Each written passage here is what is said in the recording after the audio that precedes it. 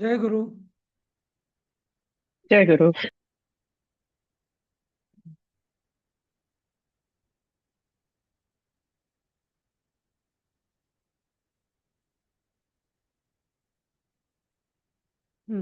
काल काही आपला क्लास होऊ शकला नाही. आमचा कालचा चतुर्थीचा कार्यक्रम जरा बराच लांबल्यामुळे आपण 20वा श्लोक बघितला होता ना की नाही, आठवत नाही मला. आठवतं का कोणाला 20वा घेतला होता की नाही?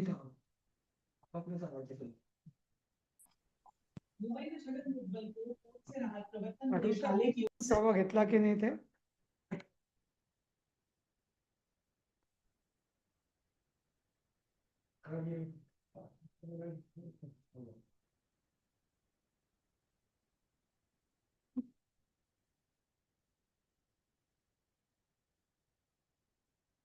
हा, कोणाला आठवत आहे का 20वा श्लोक घेतला की नाही ते? ऐकू येत आहे का माझं बोलणं? जय गुरु.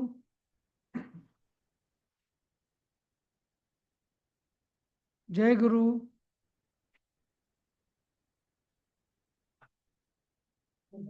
जय गुरु सर, ऐकू येतं सर तुम्ही बोललेलं. येत आहे ना? हा, मी तेच विचारत होतो की 20वा श्लोक झालाय की नाही आपला, आठवत आहे कोणाला?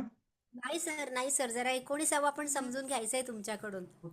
व्यवस्थित नाही समजलाय. 19वा? अच्छा, हो, बरं नीट नाही समजलाय सर. बरं बरं. ठीक आहे. यस्य सर्वे समारंभा कामसंकल्पवर्जिताः ज्ञानाग्निदग्धकर्माणं तमाहुः पंडितं बुधाः. हा 19वा श्लोक म्हणतोय आपण परत. यस्य सर्वे समारंभाः कामसंकल्पवर्जिताः, म्हणजे ज्याची सगळी समारंभ हा म्हणजे योग्य, म्हणजे विहित कर्म, अविहित नाही. हां, म्हणजे जी काय त्याच्यातून जी योग्य, म्हणजे त्याच्यातून योग्यच कर्म होतात, हां, त्याला शास्त्रविहित अशी ती कर्म, हां, तीच होतात. म्हणजे निषिद्ध कर्म होतच नाही. आणि ती कशी असतात तर कामसंकल्प वर्जिता. इथे दोन हे आहेत. काम म्हणजे इच्छा किंवा आसक्ती, कुठल्याही आसक्ती विना होतात एक.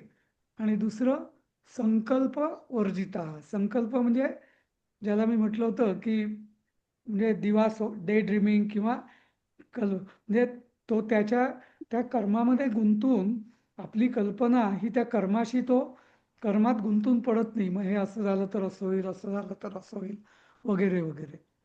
तर अशा रीतीने तो पूर्णपणे, म्हणजे पुढच्या श्लोकात आलेलं आहे ते निराशी असा शब्द आलेला आहे. निराशी म्हणजे पूर्ण निराशा असं नाही, निराशी. हां, तर म्हणजे त्याच्यात इच्छा पण नाही आणि त्याचा संकल्प पण नाही. अशा दोन्ही पद्धतीने त्याचं सगळी शास्त्रविहित ही जी कर्म असतात ती अशी वर्जित असतात. आणि त्याचं काय होतं तर ज्ञानाग्नी दग्ध कर्माणुम. हां, आणि अशी जी कर्म असतात ती त्याच्या, आणि हे तो कर्म सगळी म्हणजे कामनारहित आणि संकल्परहित अशी जी कर्म आहेत, अशी ती कर्म कामनारहित आणि संकल्परहित असं ज्ञान, म्हणजे पूर्ण समजून उमजून करतो. म्हणजे मूढबुद्धीने किंवा मंदबुद्धी आहे म्हणून नव्हे, तर समजून उमजून तो स्वतः कशातही गुंतून न पडता, कशाचाही मोह न ठेवता, कशाची आसक्ती न ठेवता, अशा अद्वैत भावनेनी तो जे म्हणजे बुद्धिनिष्ठ किंवा ज्ञाननिष्ठतेने अशी जी कर्म करतो ती सगळी कर्म त्या ज्ञानरूपी अग्नीमध्ये दग्ध होतात. हां, अशा त्या व्यक्तीला किंवा अशा त्या जीवाला काय बुधा म्हणजे विद्वान लोक पंडितम पंडित म्हणतात. तर इथं पंडित या शब्दाची त्यांनी जणू व्याख्याच दिली आहे की पंडित कोणाला म्हणायचं. हल्ली कोणी कोणाला पंडित म्हणू शकतं पदवी म्हणून. पण इथं गीतेमध्ये पंडित या शब्दाची त्यांनी व्याख्या दिली की ज्याची कर्म आसक्तीरहित, आसक्ती म्हणजेच कामनारहित, संकल्परहित आणि हे सगळं ज्ञाननिष्ठतेनी, ज्ञाननिष्ठेनी जो करतो त्या ज्ञाननिष्ठारूपी अग्नीमध्ये किंवा यज्ञामध्ये, ज्ञानरूपी यज्ञामध्ये ती सगळी कर्म दग्ध होतात, दग्ध होतात. आणि अशा जीवाला पण विद्वान लोक पंडित असं म्हणतात.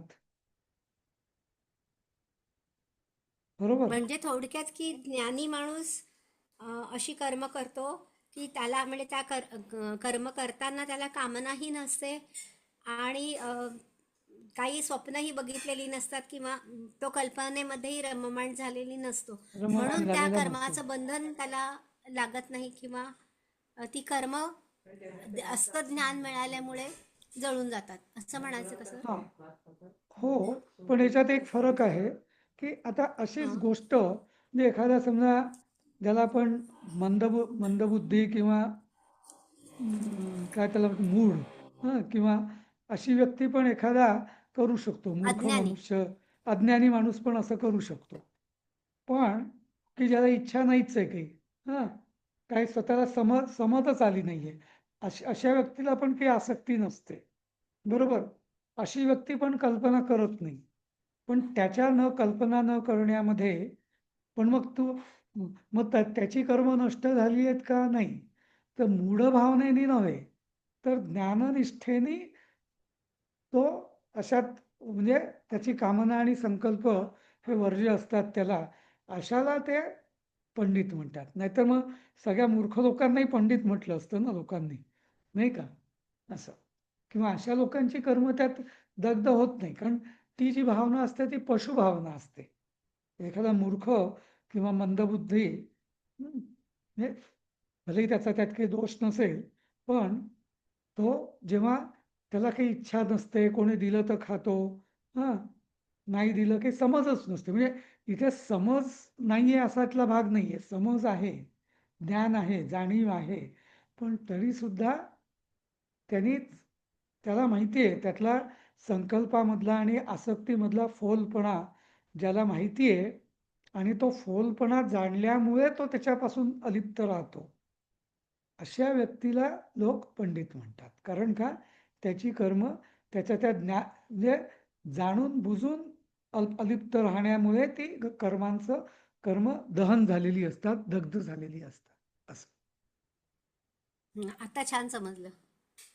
हा, थँक्यू सर. ठीक आहे. हा, पुढे जाऊया. आता त्यक्त्वा कर्मफलासंगम नित्यतृप्तो निराश्रयः कर्मण्यभिप्रवृत्तोऽपि नैव किंचित करोति सः. हा, पण मला वाटतं नित्यतृप्त झाला होता आपला. ठीक आहे, परत बघूया. हां, तर आता कर्म फल असंगम, सगळ्या कर्माचं आणि त्याच्या फळाचं दोन्ही विषयी त्याची आसक्ती नाही. आता हे फार महत्वाचं आहे की कर्माची पण आसक्ती नाही आणि फळाची पण आसक्ती नाही. आपण म्हणू या काय दोन गोष्टी वेगळ्या आहेत का? तर हो, आहेत. जसं मी उदाहरण देईल.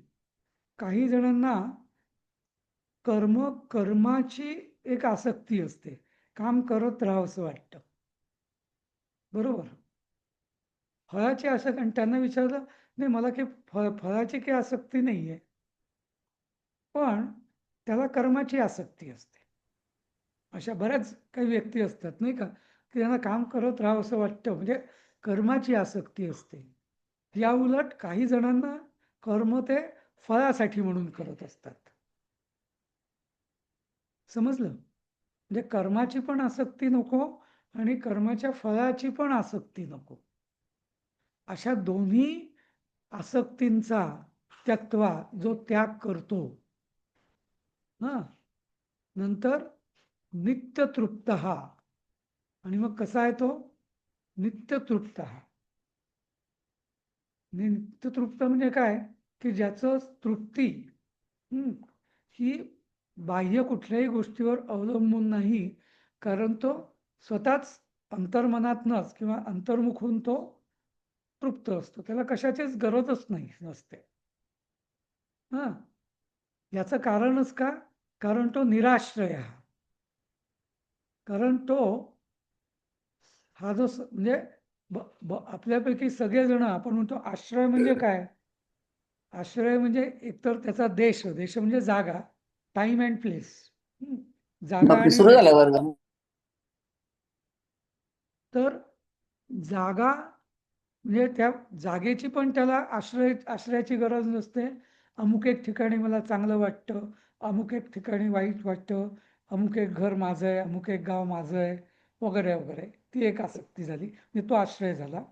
नंतर अमुक एक वेळेला, सकाळ दुपार संध्याकाळ, सकाळचं काम, प्रातःकर्म, संध्याकर्म, दुपारचं कर्म, तर असं तो निराश्रयी असतो.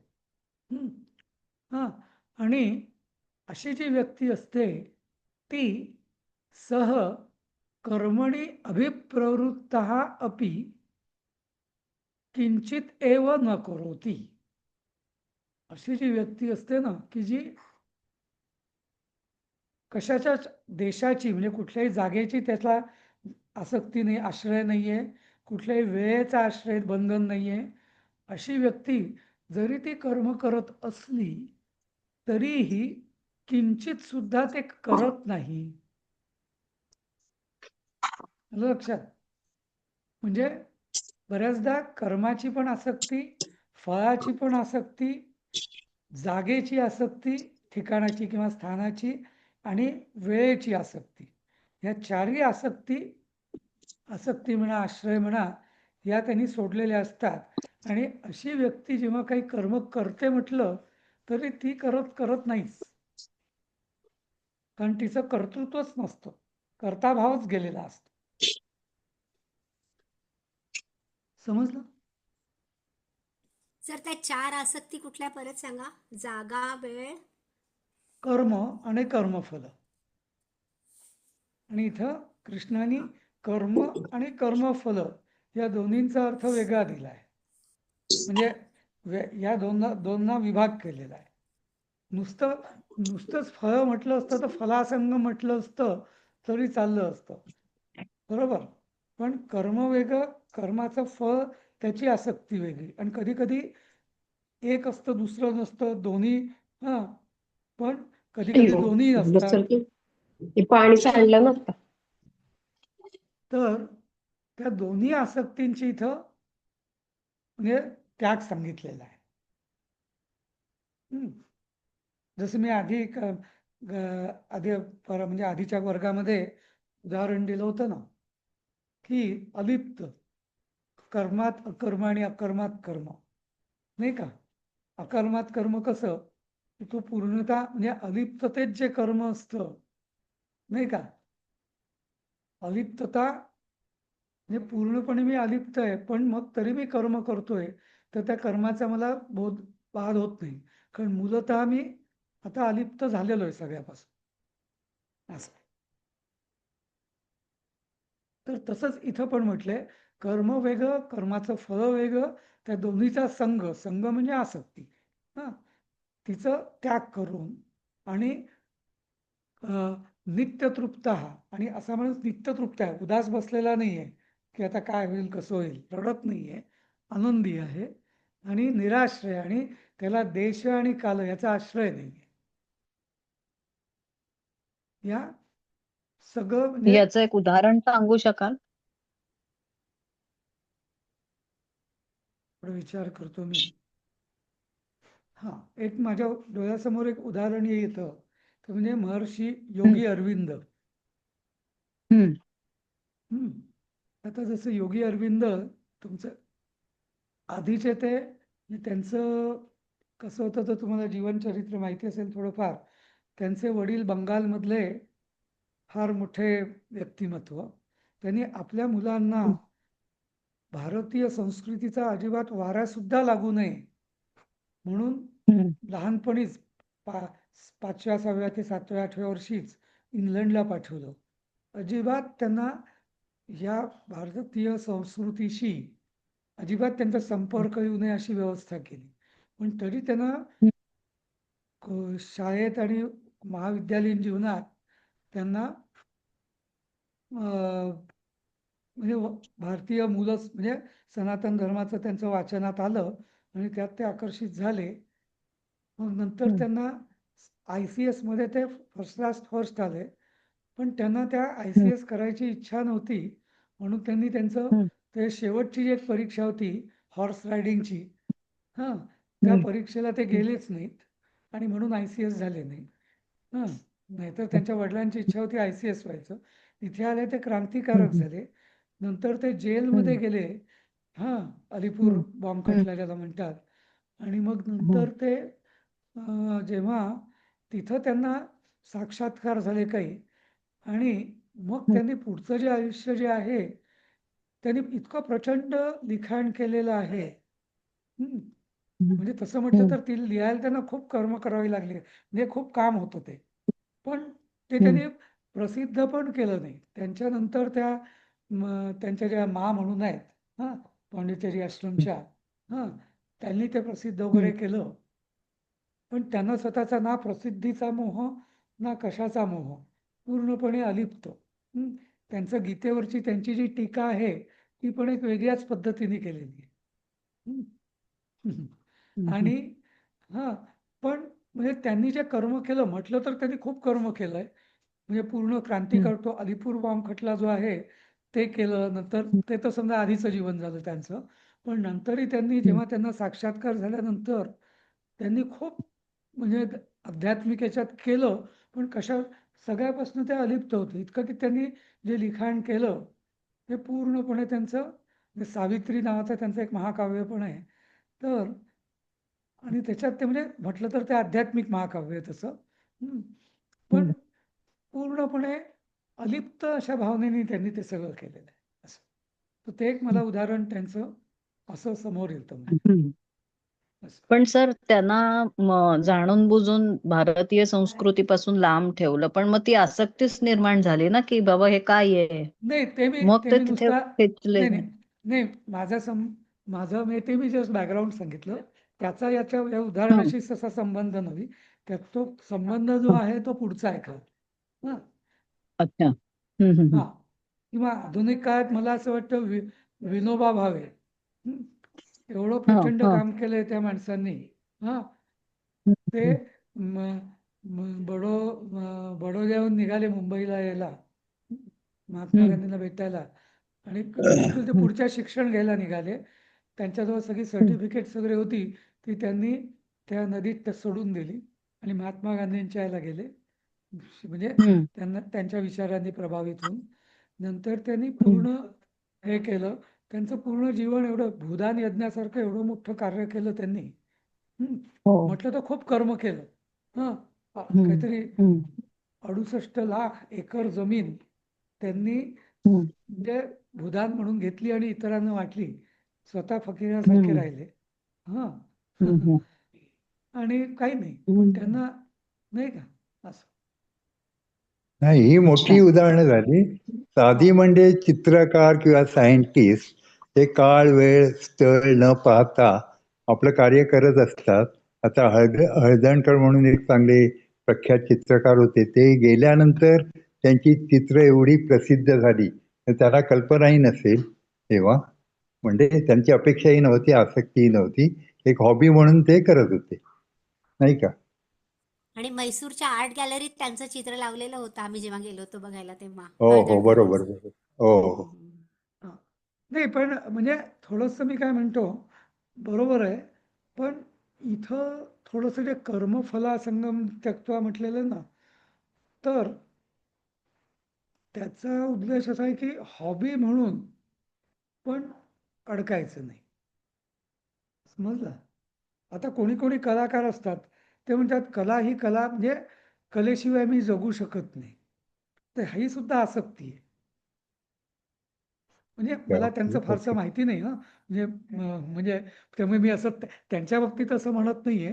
पण असं मी एखाद्या म्हणजे काय त्याला म्हणतात कलाकाराविषयी असं जनरल बोलतोय, की नुसतं कलेसाठी कला, पण कलेशिवाय मी जगू शकत नाही, असं पण नाही. अपेक्षा नाहीये इथं. भलेही पैशासाठी नसेल असं. नाही त्याला उद्या म्हटलं, की कला म्हणजे आता विनोबाजींच्या जीवनात एवढा त्यांचं एक त्यांनी एक उदाहरण दिलं होतं, की त्यांना बुद्धिबळाचं वेड लागलं. पण एक दिवस त्यांनी बुद्धिबळ नाही त्यांच्या लक्षात आलं, की बुद्धिबळ हा आपलं म्हणजे आपण त्याच्याविषयी विचार करतोय, म्हणजे आपण त्याचं गुलाम होतोय. बुद्धिबळ या खेळाचं. त्यांनी स्वतःला तेव्हापासून त्यांनी म्हणजे स्वतंत्र, कशाच्या आहारी जायचं नाही असं. तर कलाकार हा कलाकार असतो, पैशासाठी नाही. पण तो कलेपासून अलिप्त राहू शकतो का? असं. नाही, बरोबर हां? बरोबर. हां. तर संत एक इथे उदाहरण रामदास हे चालू शकेल का, की गोंदवलेकर महाराजांनी त्यांची जे प्रत्येक दिवसाची जी हे आहे काय पोथी जी आहे, तर त्याच्यात त्यांनी असं म्हटलं की नामासाठी नाम घ्या. त्याला तुम्ही काही हे लावू नका, म्हणजे मला अमुक हवं ढमुक हवं म्हणून मी नाम घेतोय असं नाही. तर फक्त नामासाठी नाम घ्या बस, एवढंच. तर हे उदाहरण तिथे लागू होईल का?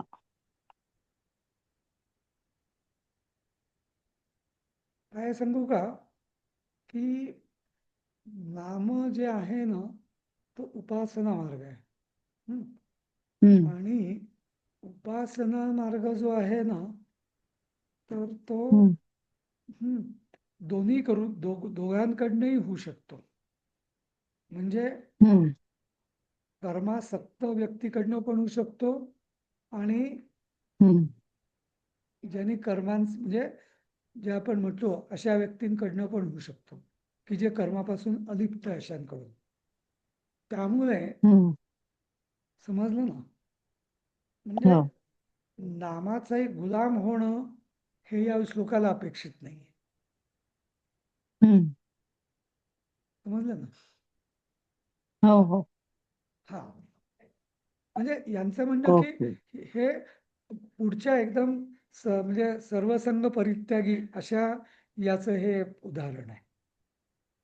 हम्म वेळेस बहुतेक वेळा नामस्मरण हे कोणाला सांगितलेलं असतं, ज्याची आसक्ती शिल्लक आहे त्याला बहुतेक हम्म वेळा नाम नाम उपासक किंवा कुठल्या उपासना पद्धती ही त्याला सांगितलेली असते. हम्म कारण नामाची आसक्ती सुद्धा परत तोच मुद्दा आला, नाही का? हम्म हो. असं. Sir Ramdas okay. स्वामींची एक कथा गजानन महाराजांच्या पोथीत सांगितलेली आहे.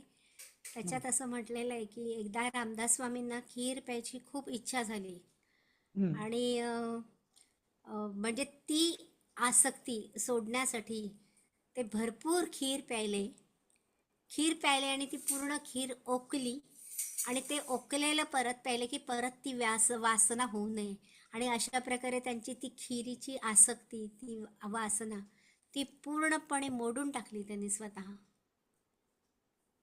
असं ते हा पोथीमध्ये असं नाही, उदाहरण बरोबर दिलेलं आहे. नाही नाही, पण पण बरोबर आहे.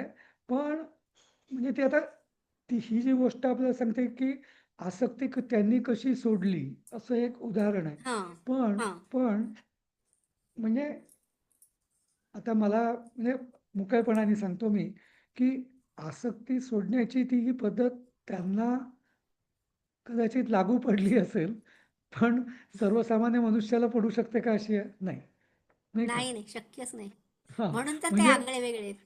हां, म्हणजे म्हणजे हां, पण त्यांचा म्हणजे उद्देश या दृष्टीने ती गोष्ट आपण समजून घेऊ शकतो.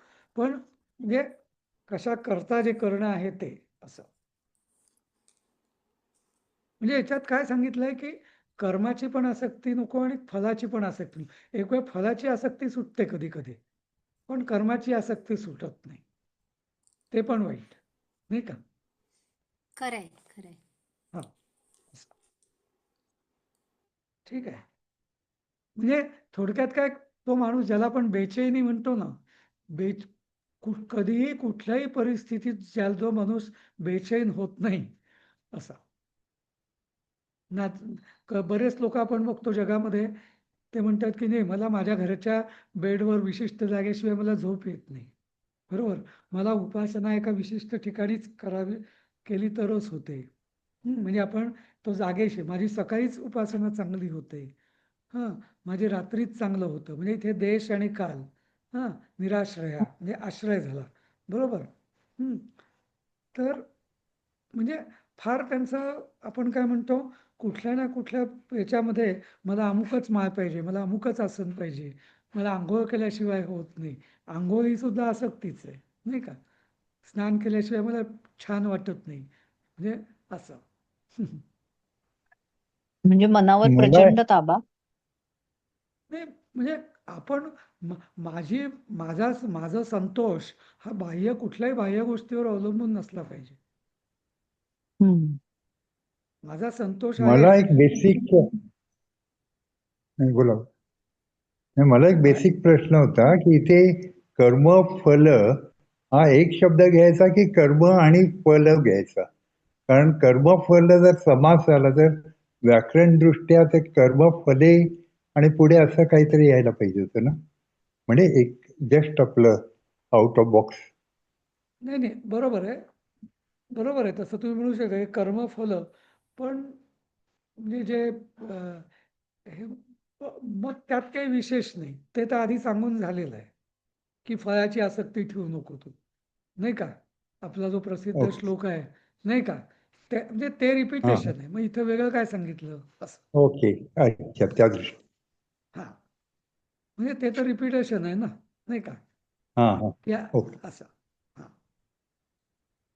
हा तर हा जो निराश्रय हा जो शब्द आहे ना, हा बऱ्याचदा आपण बघतो. एखादं व्यक्तिमत्व असतं, नाही, त्यांना आपण म्हणतो त्याला ना असं लागतं, त्याला ना तसं लागतं, त्याला, अरे लागतं म्हणजे काय? नाही का. हा, समोर आलं ते जेवून का नाही खाऊ शांतपणे का नाही खाऊ शकत ती व्यक्ती, असं नाही का. असं मनात येतं ना कधी कधी. हा, म्हणजे अमुक एक कपातच चहा, अमुक एक वेळेला चहा. चहा किंवा एक मी उदाहरण देतो असं, म्हणजे आपण वेळेचे एवढे गुलाम काय झालो पाहिजे, वेळेचे, स्थानाचे, वस्तूचे, नाही का. हं? हा सगळा म्हणजे आपण म्हणजे थोडक्यात आपला संतोष किंवा आपली तृप्तता ही आश्रयाशी संबंधित झाली, नाही का असं. सर, ते पुढचं जे आहे कर्मण्यभिप्रवृत्तोपि, ते कुठे लागू होतं आणि कसं लागू होतं ते? तर इथं आता कर्मणी म्हणजे हे पंचमी, तो कर्मात हां. अभिप्रवृत्ता. हं. अभिप्रवृत्ता म्हणजे प्रवृत्ता आणि अभिपरत, म्हणजे खूप, जसं मी विनोबांचं उदाहरण दिलं ना, की भूदानामध्ये ते पूर्ण भारत कुठून कुठे फिरलेले आहेत. बरोबर. म्हणजे प्रचंड व्यग्र फिरले. खूप हा, प्रचंड मेहनत घेतलेली आहे कर्मात त्यांनी. हा खूप व्यग्र असलेले, असं काय म्हणायचं हा म्हणजे? हो हो, पूर्ण म्हणजे त्यांनी झोकून दिलं असा शब्द मी वापरणार नाही, कारण ते कर्म करत असताना त्यांचं मन पूर्ण स्वतंत्र असायचं, अलिप्त असायचं, कर्मात गुंतलेलं हां, नाही. म्हणजे कर्मात व्यग्र असूनही अलिप्त राहणं. हां, पण त्यांनी, हो, पूर्ण कर्म म्हणजे त्यांनी काय ती 8 वर्ष मला वाटतं, प्रचंड किती कर्म ते त्यांनी कधी सुरू केलं, वयाच्या 68व्या वर्षी भूदान यज्ञ सुरू केला त्यांनी. बरोबर. जेव्हा माणूस रिटायर होऊन 8 वर्ष झालेली असतात, अशा वेळेस त्यांनी रोज 30-40 किलोमीटर फिरायचे पायी. अशा पद्धतीने तो भूदान यज्ञ केलेला आहे त्यांनी, नाही का. हं? आणि जेवढ्या उत्साहाने आणि जेवढ्या कमिटमेंट डायल्यूट नव्हती झाली कुठे, पण म्हणजे अलिप्तता म्हणजे कमिटमेंट डायल्युशन नाही आहे. पण जेव्हा एक वेळेला त्यांना आता वाटलं की आता थांबावं, तेव्हा त्यांनी पूर्णपणे ते पूर्ण बाजूला झाले. त्यात त्यांनी काही ना संस्था, आजीवन अध्यक्ष, नाही का, वगैरे वगैरे असं काही नाही. कुठली संस्था स्थापन केली का भूदानची? नाही. नाहीतर हल्ली लोक छोटूसं काही करायचं, संस्था अध्यक्ष, तहयात अध्यक्ष, पदाधिकारी, नोबल प्राईज. हा, नोबल प्राईज, चॅरिटेबल काय ते, ATG सर्टिफिकेट, हे ते काय नाही. हं? आणि ते तसंच ते इतके आले, बाहेर आले तर बाहेरच आले, परत मागे वळून बघितलं पण नाही त्यांनी दुधाण्याच्या बसून असं.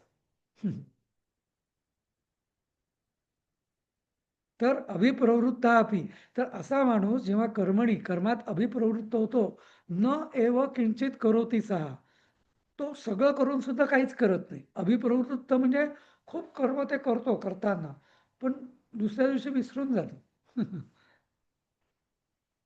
परत मागे वळून पाहत नाही. बहुतेक लोकांचा आपला स्वभाव काय असतो ना, आपण इतिहास अवघात बसतो, नाही का? मी हे केलं, मी ते केलं, त्यांनी ते केलं, तो असं म्हणाला.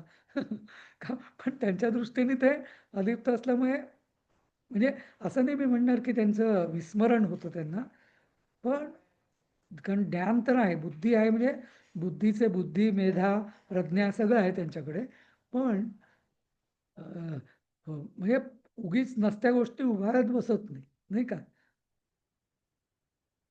तर म्हणून न एव किंचित करोती सहा, कारण त्याची वासनाच नाही, त्यामुळे तो सगळं करून सुद्धा काहीच करत नाही. न एव किंचित करोती सहा, थोडं सुद्धा तो करत नाही, कारण तो करताच नाहीये, कर्तृभावाने त्यांनी काही केलेलंच नाही असं. ठीक आहे. तर हे जे 2 श्लोक आहेत ना, हा एक श्लोक आणि हा दुसरा श्लोक, हे ऍक्च्युअली हे कर्मयोगाच विषयी फार महत्वाची माहिती देतात. हा पुढचा पण श्लोक हा महत्वाचा आहे, 21वा. निराशीर्यत चित्तात्मा त्यक्त सर्व परिग्रह शारीरम केवलम कर्म कुर्वन् नाप्नोति किल्बिषम. आणि जेव्हा निराशी ही यतचित्तात्मा, म्हणजे यतचित्तात्मा म्हणजे ज्यांनी आपलं चित्त पूर्ण जिंकलेलं आहे, जिंकलेलं म्हणजे विजय प्राप्त केलेला, त्याला आपण म्हणतो जितेंद्रिय. थोडक्यात यतचित्तात्मा म्हणजे जितेंद्रिय.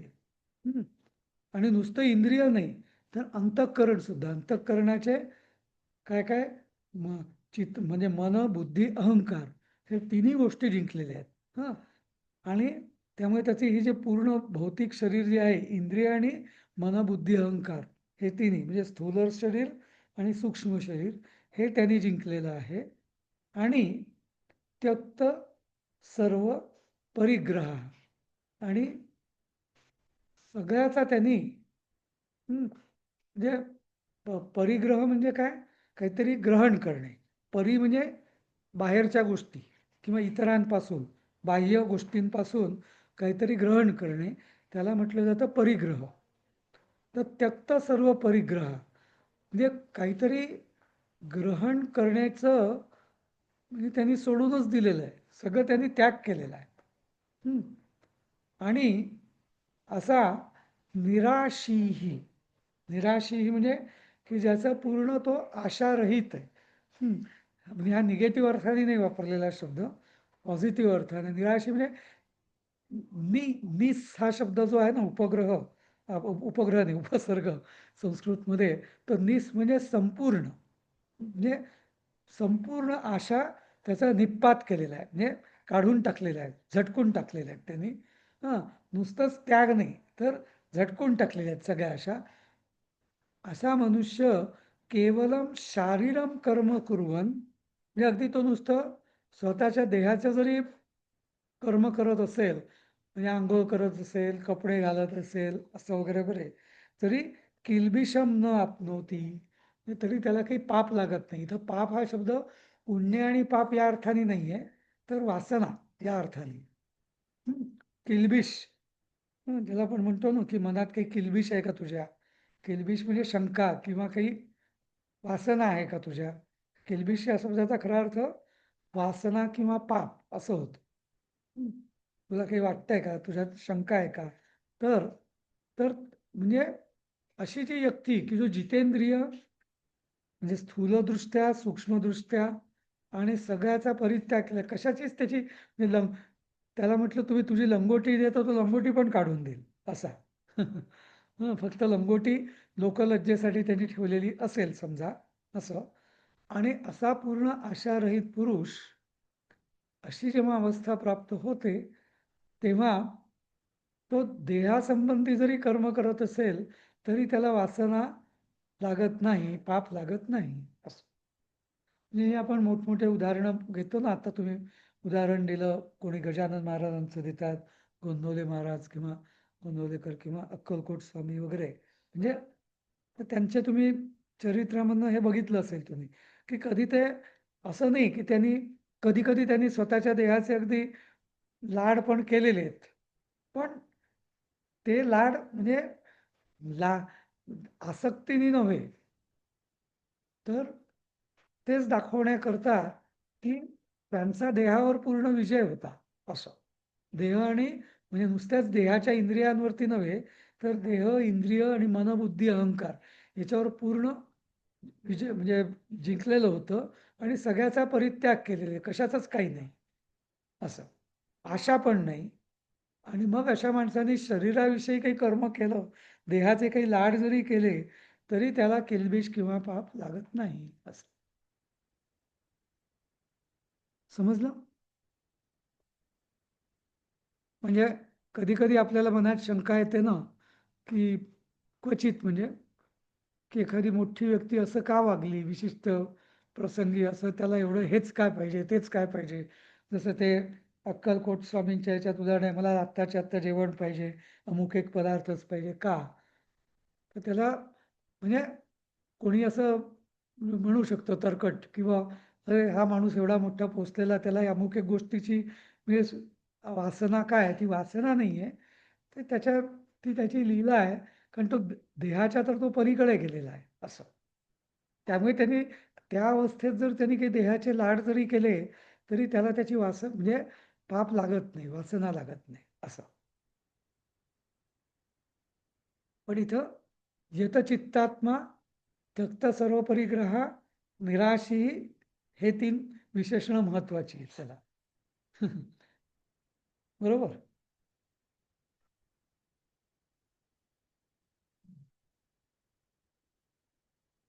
ठीक आहे, पुढे जाऊया आपण. यदृच्छालाभ संतुष्टो द्वंद्वातीतो विमत्सरः समसिद्धौ सिद्धौ असिद्धौपि असद्धौ च कृत्वापि न निबध्यते. हाही श्लोक असाच कर्मयोगाच्या दृष्टीने फार महत्वाचा आहे. यदृच्छा, यदृच्छा म्हणजे संस्कृतमधला शब्द यदृच्छा हा एक म्हणजे भाव मानला जातो की जे मिळेल त्यात संतुष्ट असणे, त्याला म्हणतात यदृच्छा. तर यदृच्छा लाभ संतुष्टा, काही मागायचंच नाही, कोणालाच काही मागायचं नाही, कर्मही करायचं नाही, काही नाही, जे मिळेल. जसं उलट्या अर्थाने मी म्हणतो, असेल हरी तर देईल खाटल्यावरी, तशा पद्धतीने. हां, की यदृच्छा लाभ संतुष्टा, जे मिळेल त्यात संतुष्ट राहायचंय. मग हरीने नाही दिलं तरी चालेल असं. द्वंद्वातीत, द्वंद्व म्हणजे काय, शीतोष्ण समदुःखेषु समसंग विवर्जित आपण म्हणतो ना. म्हणजे थंडी नाही, वार म्हणजे थंडीतही त्याला फरक पडत नाही, अत्यंत उन्हामध्येही फरक पडत नाही. हां, शी शोक, भय, राग, आसक्ती, आनंद, कुठल्याही 2 विपरीत जी भावना आहेत त्याच्यातही त्याला काही तो स्वस्थ म्हणजे स्थिर असतो. विमत्सरा, त्याला कोणाची ईर्षा पण नाही आहे. समः सिद्धौ असिद्धौ, सिद्ध म्हणजे एखादं काम झालं की ज्याला आपण म्हणतो सिद्धी, आणि एखादं काम नाही झालं ना तरी काही फरक पडत नाही. झालं तर चांगली गोष्ट आहे, नाही झालं तरी चांगली गोष्ट आहे. च कृत्वापि न निबद्धते. तर असं जे अशा भावनेनी जो कोणी करतो, तर तो कृत्वा, त्यांनी काही काम केलं तरी त्याला त्याचा बाध किंवा त्याचं बंधन होत नाही. निबद्धते म्हणजे न निबद्धते म्हणजे बंधन होत नाही. जे सगळा जो विषय चाललेला आहे कर्मयोगाचा, की कर्माचं बंधन, कर्म करायचं पण त्याचं बंधन कसं टाळायचं, हे सगळं. यदृच्छा लाभ संतुष्टो द्वंद्वातीतो विमत्सर, आणि समः सिद्धौ असिद्धौच. नाही तर आपल्याला काम झालं की आनंद होतो, काम नाही झालं की हळहळ वाटते, दुःख होतं, चिडतो, नाही का, हताश होतो, काही नाही.